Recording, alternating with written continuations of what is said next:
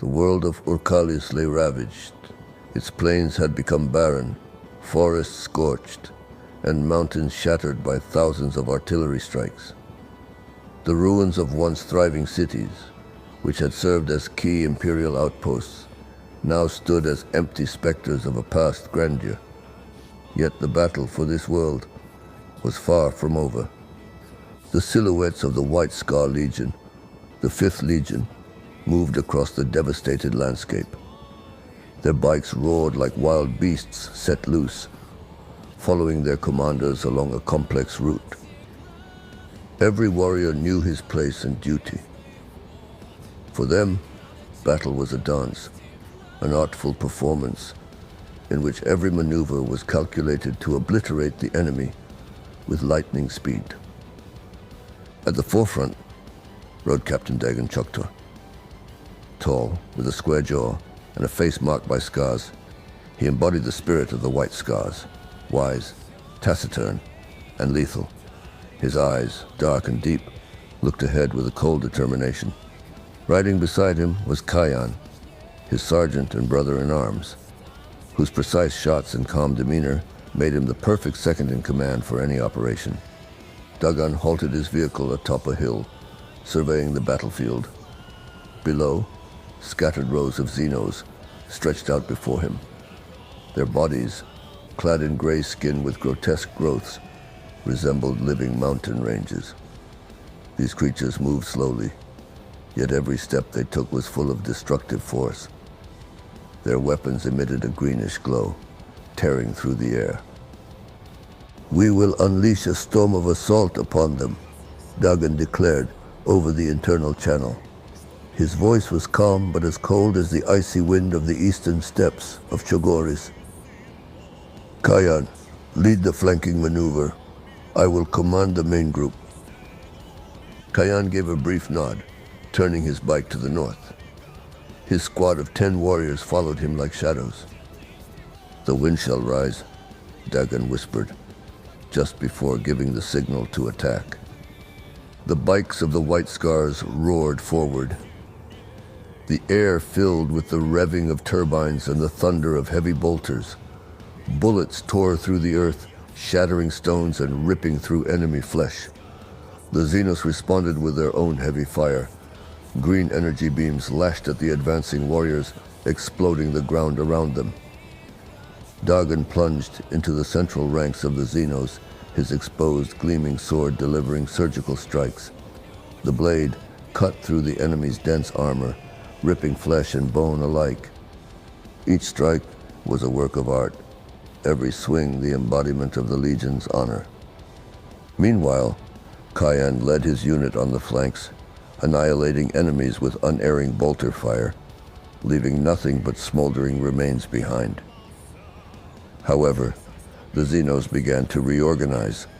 Their commanders, massive brutes with 4 arms and spines covering their bodies, raised heavy spears that radiated deadly energy. They advanced, intent on encircling the White Scars and crushing them. "Kayan, cover our rear," Dagon shouted into the channel. "Do not let them close the circle." With the skill only the White Scars possessed, Kayan turned his bike expertly. The tires bit into the earth, the bike roaring as it surged back toward the line of advancing Xenos. But this was only the beginning. From the depths of the enemy ranks emerged a figure that made everyone pause. A tall, massive Xenos commander with claws, emitting an ominous green light. His eyes, merciless and predatory, met Dagon's. "We shall meet," murmured the White Scars captain as he unsheathed his blade. The Xenos commander accepted the challenge. His heavy footsteps thundered across the ground. This was a ritual of duel, understood even by these creatures. Dagon assumed his combat stance. His body, covered in sweat and dust, expressed exhaustion, yet his gaze remained icy, like the frozen waters of the northern rivers of Chogoris. Every muscle, every cell screamed of past battles when a single strike could be the last, but he knew there was no room for doubt. His ancient sword, adorned with runes and symbols of faith and honor, had become an extension of his will, a reflection of his soul. Recalling the lessons honed over years of combat, he understood that every duel was not merely a physical struggle, but a contest of spirit, where morality and faith intermingled with the acute pain of loss.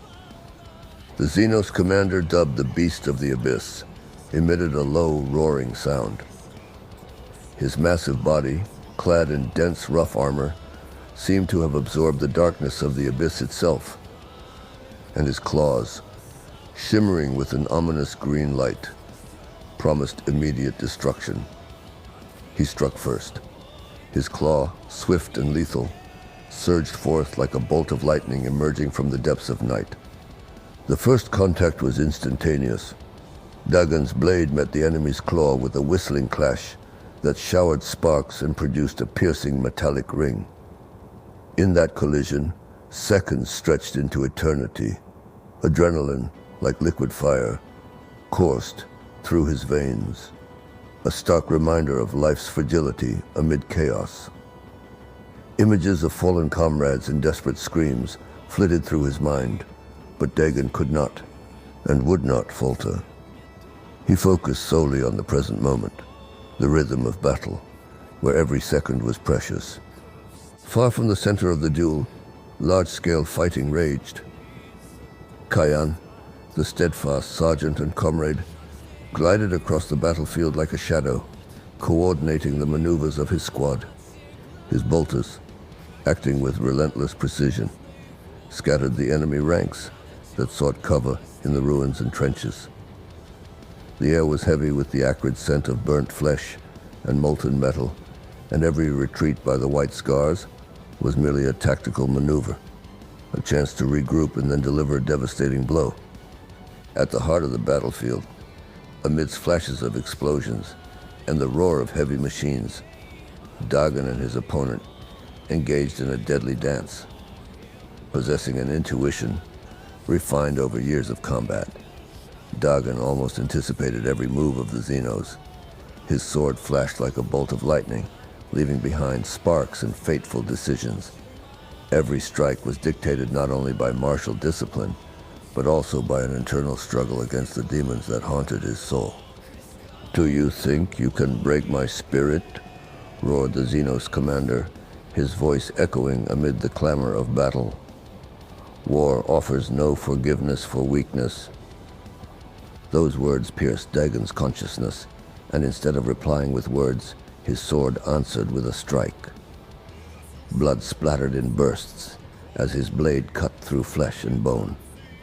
In that relentless clash, there was no room for mercy. Every move was a manifestation of fate, etched upon his body and soul with every scar. For a moment, the forces collided and then parted, leaving only the echo of a deadly duel. Dagon felt the marks of blows upon him, yet his spirit remained unyielding. Memories of his early days in the Legion, the camaraderie when brothers in arms shared the last piece of bread and the final sip of water, flashed before him, granting him the strength to press on despite pain and exhaustion. Behind him, the warriors of the White Scars continued their relentless advance. Their tactics were flawless. Attack, withdraw, regroup, and strike again, forcing the enemy into disarray and broken formation. Kayan and his squad dealt lethal blows to the Xenos' flanks, compelling the enemy to scatter in search of cover. Every second, every step was steeped in death and resolute determination. Deep within Dagon's mind, a philosophical reflection on the cost of war began to kindle. He pondered that each encounter extracted a toll on humanity, yet also paved the way for the rebirth of spirit and the resurgence of belief in oneself and one's brethren. His eyes swept over the scorched landscape, the burnt earth, blood-stained ruins, shattered machinery, all symbols of how war both destroys and purifies. One of the Xenos commander's most powerful strikes forced Dagon to step back, pain lancing through him like an icy blade. Yet in that brief retreat, he discovered a new spark of strength. He realized that he could not allow himself to lose faith or honor. Clutching the hilt of his sword, he surged forward, unleashing a series of rapid strikes, each imbued with unwavering determination and a burning desire to triumph. Moments merged into eternity as the duel transformed into a vortex of lethal energy. Metal clanged, sparks flew, and the battle raged under the relentless will of both combatants. Blood flowed like a river, carrying with it the tragedy of every lost life, and each strike testified that war knew no mercy. Amid the chaos, fear and despair melded into a maelstrom of madness.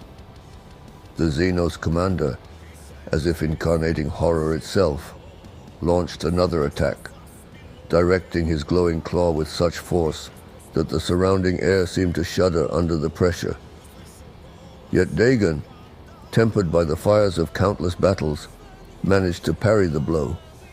His sword and the enemy's claw met in a decisive clash. In that suspended moment, time appeared to slow. Between them stretched an abyss of pain, of agonizing choices and preordained fate. Images of fallen friends flashed through Dagon's mind, their hopeful, faithful faces spurring him to continue the fight, even as every fiber of his being screamed in agony. He knew that in this battle the stakes were not solely his life, but the future of an entire legion, a future where honor and loyalty must reign supreme. His heart, beating in time with the pulsing rhythm of conflict, embodied his unwavering resolve. All around, amid the overwhelming chaos, fierce engagements raged on. The White Scars launched relentless attacks, retreated, regrouped, and struck again, leaving behind trails of blood and shattered enemy defenses.